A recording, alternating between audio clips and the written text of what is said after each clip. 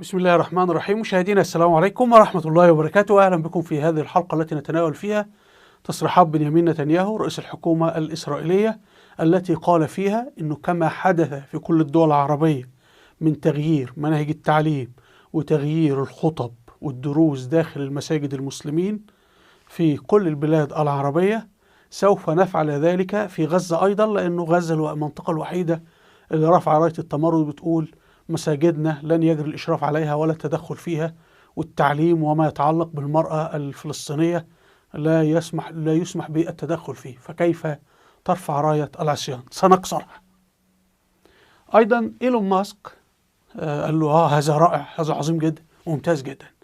وإيلون ماسك قال أنه اللي موجودين في غزة الحماس المجرمين يجب تدميرهم تماما. لكن في الواقع أن إيلون ماسك لم يدعم إسرائيل ولا تعنيه إسرائيل في حاجة. يعني هناك غزة وهناك إسرائيل.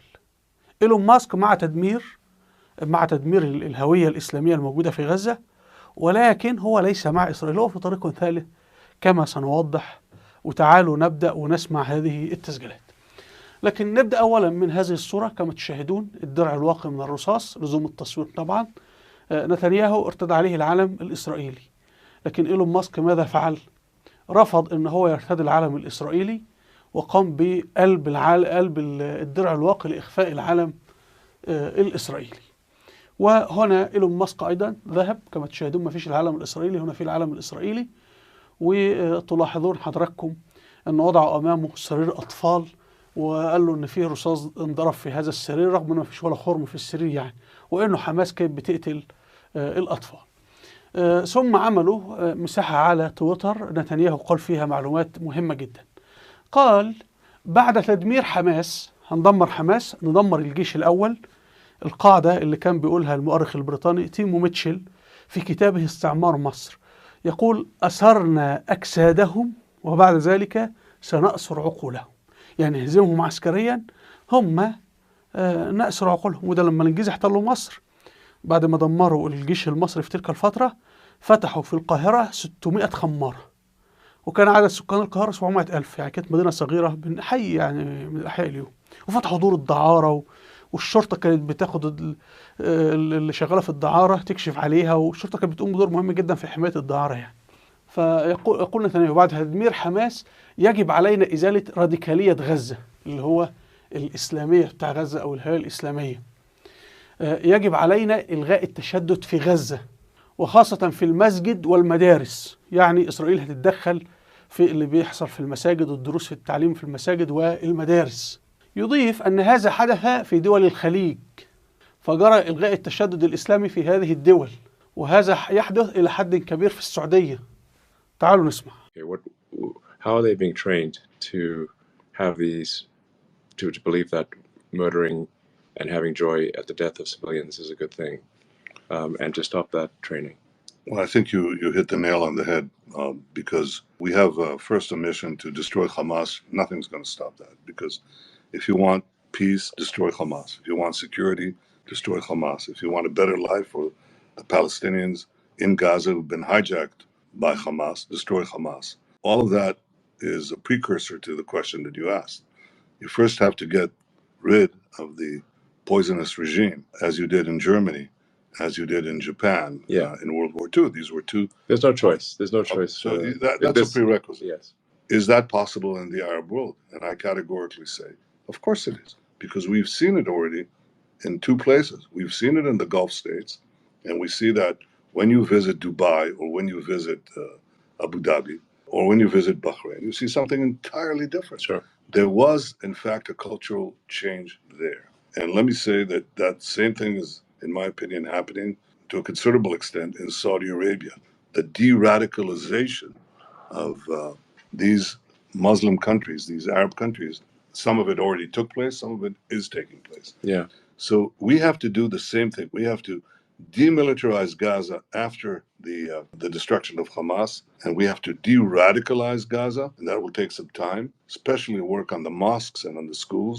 That's where children are, imbibe their values. ملخص كلام نتنياهو أنه إسرائيل هي التي تدير كل هذه المنطقة العربية، وتل أبيب هي عاصمة المنطقة، وأن خطب المساجد يا جماعة إحنا كنا ظلمنا أجهزة المخابرات ومباحث أمن الدولة والشرطة السرية، أن هم اللي بيكتبوا خطب الجمعة وهم الذين يحددون ما الذي يقال في المساجد والذي لا يقال.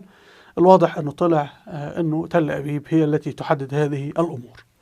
فانظروا حضراتكم، نتنياهو يقول أمر غريب جدا، يقول يا جماعة ده احنا بنحكم المنطقة العربية كلها من أقصى اليمين لأقصى الشمال لكل المنطقة، ضاع معهم إيران كمان وضاع معهم الصومال. ولكن في بقى في حضننا نقطة صغنطوطة هنا اهو، في حضننا هنا اهو، دي الشوكة اللي في انت عارف الشوكة اللي داخلة في قلبك ما انتش عارف تطلعها لأنه هتخش في قلبك تموتك. في بقى في حضننا شوكة اسمها غزة، دي مش عارفين نتخلص عليها. كل الكبار رقدناهم وغيرنا مناهج التعليم وغيرنا كل شيء، احنا عملنا كل حاجة. يعني مثلا انت اليوم من 50 سنة فيه الشيخ الطاهر بن عاشور كان في تونس، وهذا إمام شمال إفريقيا كله. فالشيخ ابن طاهر بن عاشور مثلا خطب خطبة مرة وقال، لما طبعا كانوا تعرفون في تلك الفترة كانت النساء لا ترتدي الحجاب، تسير بدون أكمام، تسير طبعا الملابس قصيرة يعني الساقين وربما الركبتين عاريتين والرقبة عارية وكذا. فالشيخ الطاهر بن عاشور وقف على المنبر في تونس وقال: نساء من اللاتي في الأسواق؟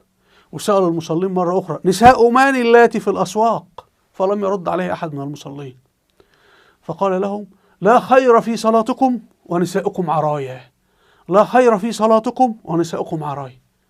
طب اليوم هل أحد يستطيع، أي شيخ يستطيع أن يخطب هذه الخطبة؟ لا أحد، سوى في غزة يستطيع المشايخ في غزة يخطبون هذه الخطب، أنه لا خير في صلاتكم ونساؤكم عرايا، وأن الديثون لن يدخلوا الجنة وشيء من هذا القبيل. لكن هل في كل هذه المنطقة اللي تديرها إسرائيل لا أحد يستطيع أن هو يخطب هذه الخطبة؟ هل ستنجح إسرائيل في هذا؟ يعني إسرائيل هزمت كل الدول العربية هزمتها وسيطرت عليها ما عدا غزة، هل ستنجح أم لا؟ سنأتي لذلك. لكن تعالوا إلى ما قاله إيلون ماسك.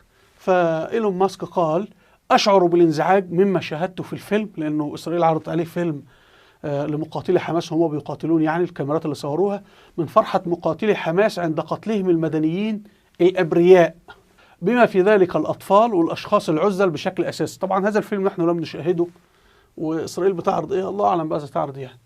المهم يقول: ولكنك يا نتنياهو تعلم أن إسرائيل قتلت مدنيين في غزة.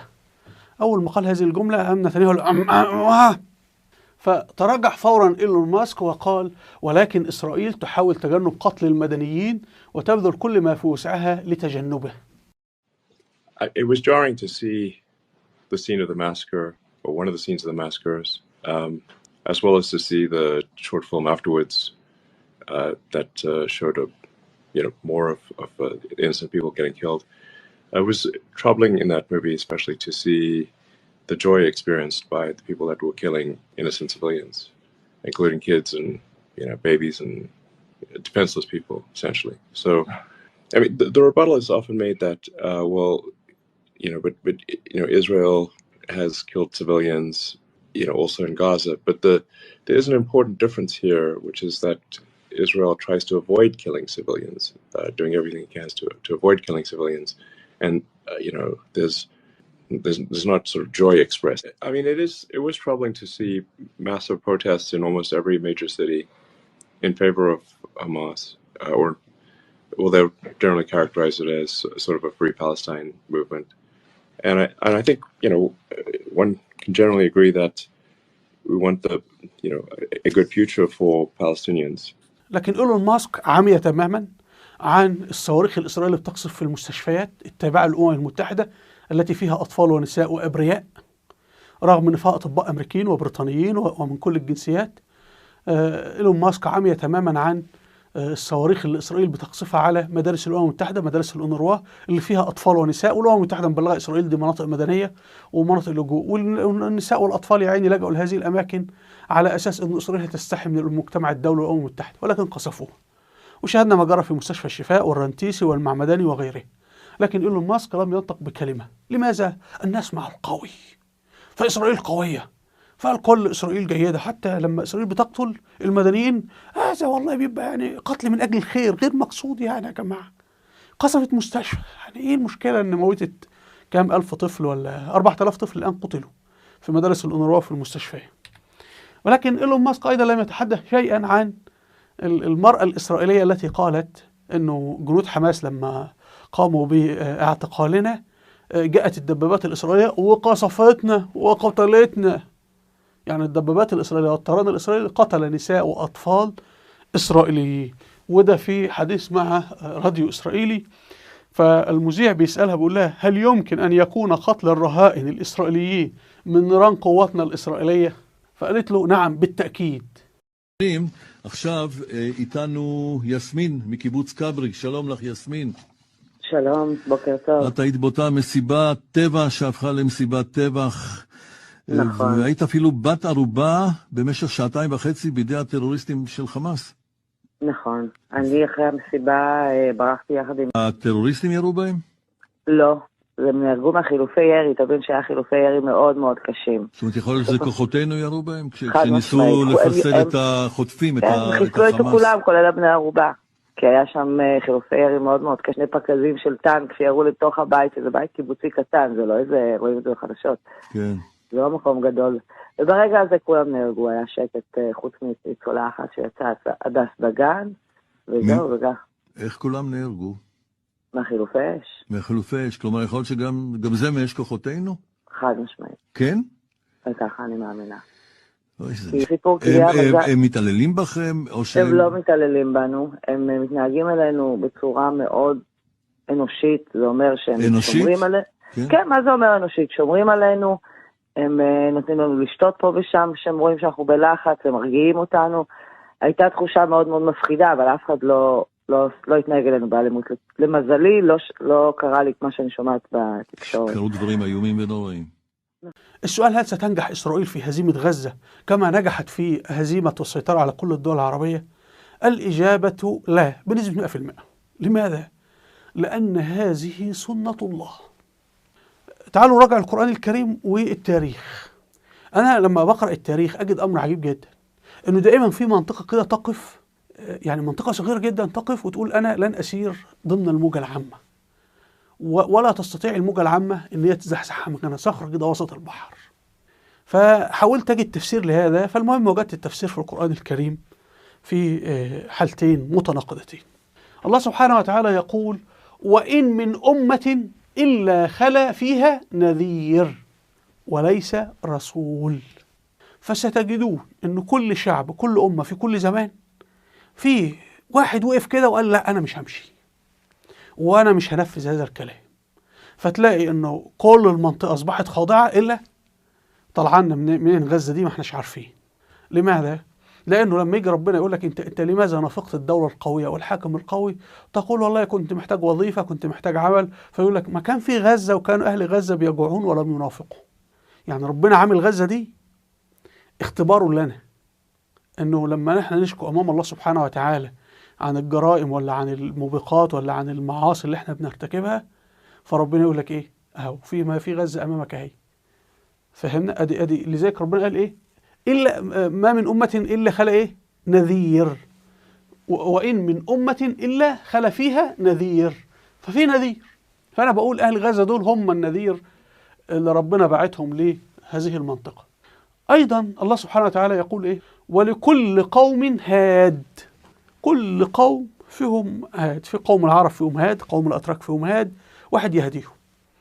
لذلك تجدون ما قبل أردوغان وحتى بقى الكل يقولوا الدولة العثمانية سيئة ومجرمين، وده اللي درس في كتب التعليم في تركيا. وخرج لهم واحد راح لمستر بوش عثماني اللي هو قدير مصر رحمه الله، وقال لهم دي كانت رائعة وعظيمة وكلام من هذا القبيل. فحاجة عجيبة جدا يا جماعة، كله صمت وطلع واحد. وهتجدوا هذا أمر عجيب.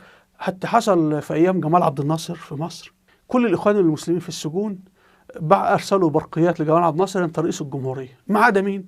سيد قطب ومعاه 5. قالوا لا يمكن نعترف بجمال عبد الناصر حتى لو في إعدام، ويعذبوا فيهم، يعملوا حاجة عجيبة سبحان الله. فهذا أمر متكرر يعني. ثم ننظر للتاريخ. هذه خريطة الدولة الأموية. الدولة الأموية كانت كالإعصار، فتحت في كل الاتجاهات كما تشاهدون، إلا منطقة اسمها طبرستان. يعني انظروا، فتحوا كده وفتحوا حتى وصلوا الصين، وفتحوا حتى وصلوا الهند. طبرستان دي لا استطاع عمر بن الخطاب يفتحها، ولا عثمان بن عفان، ولا معاوية بن أبي سفيان، ولا الأمويين كلهم. طبرستان في الشرق، وأيضا فتحوا مصر وفتحوا في كل الاتجاهات، وحتى فتحوا قبرص، وحتى عبروا لأوروبا ووصلوا إلى معركة بلاط الشهداء. ولكن الأمويين لم يستطيعوا أن يفتحوا منطقة اسمها صخرة بلاي. فالمنطقتين وقفتا في أقصى الشرق وأقصى اليمين، دول منطقتين جبليتين، وهاتان المنطقتين هما التي هدمتا هذه الإمبراطورية الإسلامية الكبيرة. يعني انهيار العالم الإسلامي بدأ من صخرة بلاي. صخرة بلاي شنت هجوم وطردت المسلمين من الأندلس تماما، ثم عبرت إلى المغرب وسيطرت على مدن الساحل، وسيطرت على مدن الجزائر، جيجل، تونس، طرابلس، فترة طويلة جدا لأن جاء العثمانيين وطردوهم. طبرستان نزلوا وعملوا الدولة البويهية وعملوا دولة الحشاشين والقرامطة، وسيطروا على كل هذه المنطقة والحمدانيين، وعملوا سيطرة ضخمة جدا، وحتى سيطروا على اليمن وسيطروا على مصر وسيطروا على تونس فيما يعرف بالدولة الفاطمية. طبرستان منطقة جبلية وعرة جدا، لم يستطع المسلمون فتحها أبدا، وكانت مركز السحرة. حتى بعض من قتلوا عثمان بن عفان جاءوا من طبرستان، كانوا بيحضروا الجن والعفاريت واستحضار الأرواح يعني، وبيمارسوا طقوس كده تشبه طقوس اليوجا يعني. المهم، ومن هناك يعني هم هؤلاء اللي أسسوا كل الدول الشيعية، ومنهم حسن الصباح، اللي هو حسن الصباح اللي أسس دولة الصليبيين سماها دولة الحشاشين. لكن حسن الصباح كان بيقول نحن أهل بيت رسول الله، ونحن أحفاد الرسول، وإحنا أحفاد علي بن أبي طالب، وإحنا أحفاد الحسين، ونحن ورثة الرسول، ونحن حملة راية الإسلام. وكان هيقتلوا صلاح الدين الأيوبي والمحاولة فشلت. فالمهم أنتم كما تشاهدون أنه العالم الإسلامي جيش المسلمين تفتح كل شيء ما عدا هاتين المنطقتين، عجز تام عن فتحهما. لماذا؟ لأن الله سبحانه وتعالى يقول في القرآن الكريم: وجعلنا لكل نبي عدوا. فهتجد مين أشد الناس كانوا معادين للفتوحات الإسلامية؟ الموجودين في صخر بلاي والموجودين في جبال طبرستان. فسبحان الله، هذه سنة الله في خلقه. أرجو مشاهدينا أن تكون الصورة قد وضحت. وفي الختام هنا لقاء مع مؤرخة أو مثقفة أسبانية مسلمة من أصل عربي، كانت تعتقد أنها أسبانية مسيحية، وبعدين اكتشفت وتبحث في الأرشيف أن هم أصلا من المسلمين العرب الذين فتحوا إسبانيا. وكان ممنوع في أسبانيا اعتناق أي دين حتى عام 1978، يعني منذ 40 سنة 45 سنة. لابد يكون ديانة أسباني، الديانة تكون مسيحي، ممنوع تكون أي دين آخر. أرجو الاستماع لهذا الحوار. هنا في رسالة على اليوتيوب أرجو مشاهدتها. أسفل الفيديو رابط صفحتي على الفيسبوك وتويتر، رابط قناة على تليجرام، أرجو الاشتراك في القناة. هنا قائمة فيديوهات الوثائقيات التاريخية، أرجو أن تشاهدوا الأنباء في مجال التاريخ. أرجو منكم الاشتراك في القناة بالضغط على هذا الزر. وإلى اللقاء، والسلام عليكم ورحمة الله وبركاته.